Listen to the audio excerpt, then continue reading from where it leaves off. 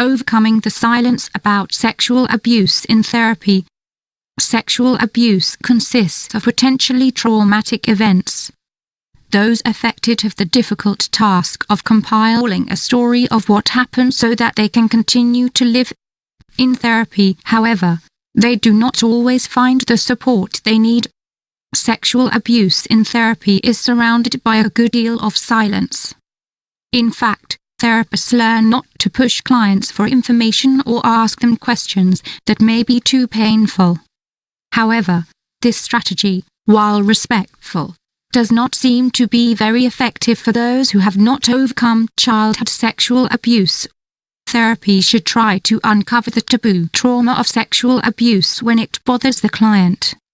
Moreover, trauma does not only manifest itself in the form of nightmares or recurring memories, but can do so in many ways.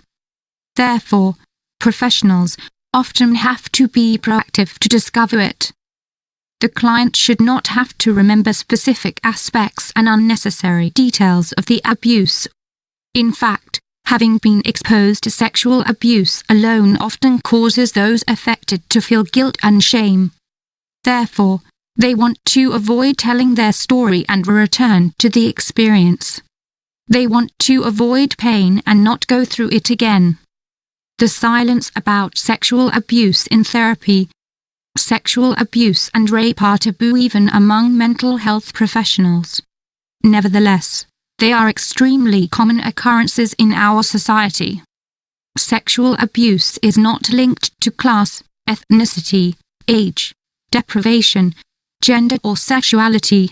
It knows no boundaries and anyone can be affected.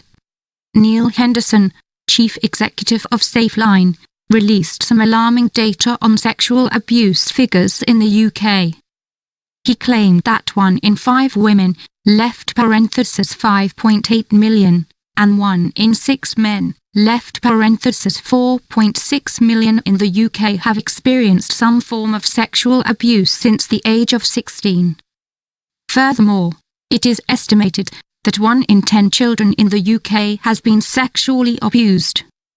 Moreover, these statistics underestimate the true extent of the problem. Henderson claims that only 1 in 6 victims ever disclose or report crimes of sexual violence due to fear of not being believed, or feelings of embarrassment and humiliation. 85% of victims will not report if they have been sexually abused or raped, and only 1.7% of 16% of rapes are prosecuted. Why is there so little reporting? The answer has a lot to do with the fact that you are not believed in and that the subject is stigmatized. It's a very personal subject and it's not something people want to talk about.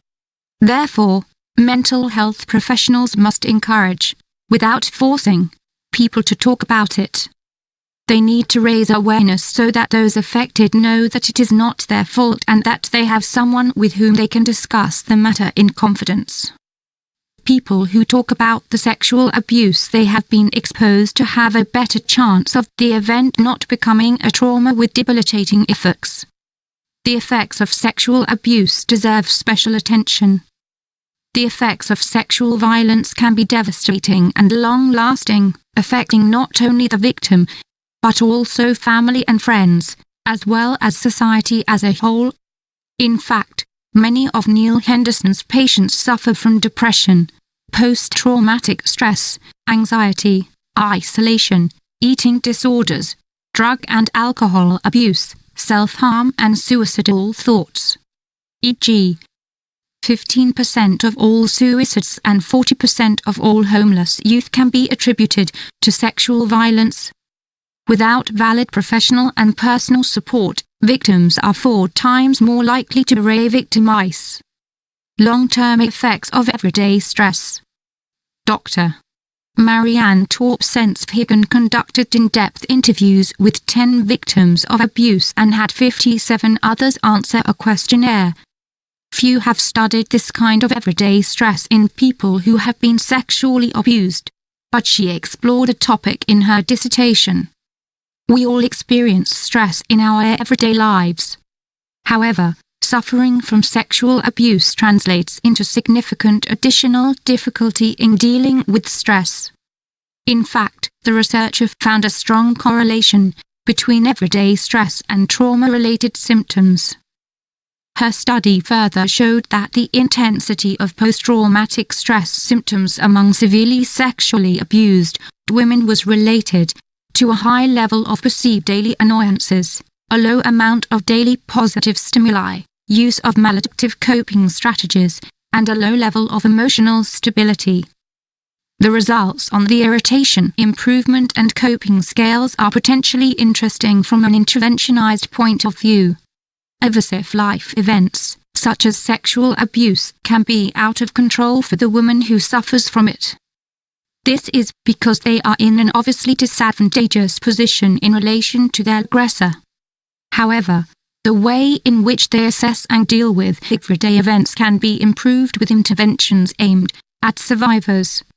Daily and prolonged stress is camouflaged with other psychological problems. For women who have been sexually abused, the situations in which they remember this fact are many and varied. Abuse affects the entire daily life of those I have spoken to. In the interviews, it turned out that many of the events that most people experience as normal, such as taking the bus or going to the store, are experienced by some of these women as unbearable stress, says Torpsensfagen. E.g., the fear of recognizing their abused as perfume or dialect becomes unbearable. In addition, many people with previous sexual assault want to isolate themselves after the incident for a long time. This is because they have only experienced guilt and shame after the abuse. Over time, these feelings gradually become established in the body. Therefore, there can be many physical ailments and behaviors for which no explanation can be found, but which are there. This means that many people are excluded from normal everyday life, education and working life. They live their suffering in complete solitude and without professional help. The study found that women who had symptoms of post-traumatic stress disorder reported more stress in everyday life, fewer ordinary joys, little respite in everyday life, and more use of inappropriate coping strategies. What if, therefore, by asking the client if he/she has been abused, opens doors for him/her to a new beginning? They always have the option not to tell, but being given the option might be what they need. Guilt and shame are the most experienced emotions after an experience of sexual abuse. The major therapeutic effects of deciding to talk about sexual abuse in therapy. Mental health professionals have a duty to help prevent the long-term aversive consequences of a traumatic event. This means that they must be aware of the signs and symptoms that survivors of sexual abuse often experience. Nevertheless, the topic is difficult to talk about and many therapists may be afraid of saying the wrong thing or asking the wrong questions. Trauma education allows therapists to educate themselves and thereby help clients. In turn, physical and emotional stress-related problems, symptoms and possible diseases can be prevented. With trauma training, the therapist becomes more confident in asking questions about the abuse.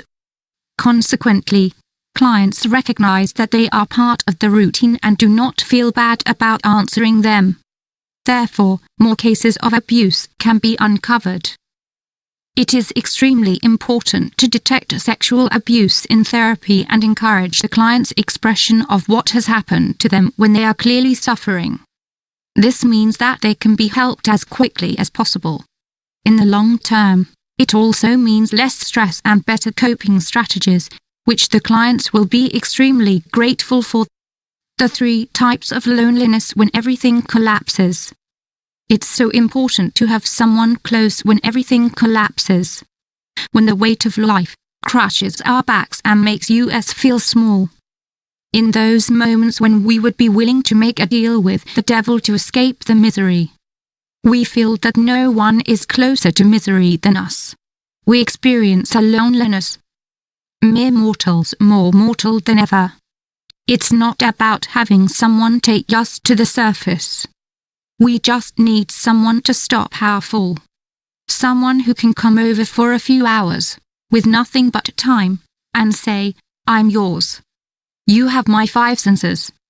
My touch to hold you, my ears to hear, my mouth to offer words of support, my soul to become one with yours. 3 types of loneliness for those who are not looking for it. There are 3 types of loneliness people do not seek. We have all felt the first. It's the feeling we get when we're surrounded by people, but feel like we're not connected to any of them. Just like we don't feel the connection to the air rushing through our hair or the sun warming our face. Our inner turmoil makes us feel terribly unique and alone. The weird. This kind of loneliness typically disappears when the crowds go away and we are left with only the important people. When the party is over, it's time to clean up, eat the last bits of food, and throw away the empty bottles. When the music turns off and you realize how much you miss the absence of meaningless vibrations. Empty. The loneliness of the first, the last and the only. There is another type of loneliness, and it is the one you feel first or last. Those working on a project that involves a long, winding journey, a journey without a map. That kind of loneliness makes us great. They make us strong. It tests our limits.